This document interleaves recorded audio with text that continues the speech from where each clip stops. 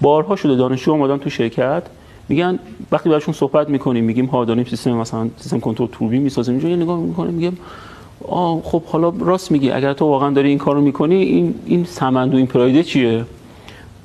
یه داستانی براشون دارم. میگم 4-5 سال پیش یکی از این واحدها، یکی از تولید کننده‌های داخلیمون رو رفته بودم بازدید، یه تعداد زیادی ماشین دیدم توی این دپو شده توی فضای بازی. گفتم اینا چیه؟ گفت که اینا ECU ندارن. اون نفری که داشتم باش بازدید میکردم یکی از معاونت‌های اون شرکت بود.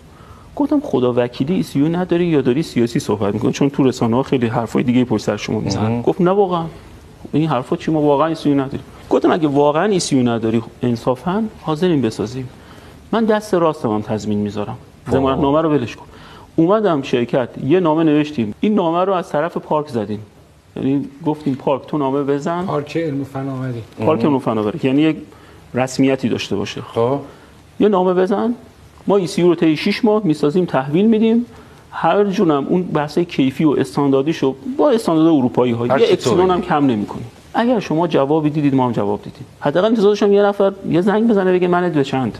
وقتی که اداره کشور، من تفکر حاکم برش رو میگم ها، اون تفکر سرمایه‌داریه دیگه توی یک سطحی بالاتر تو رو اجازه نمیده فعالیت بکنی.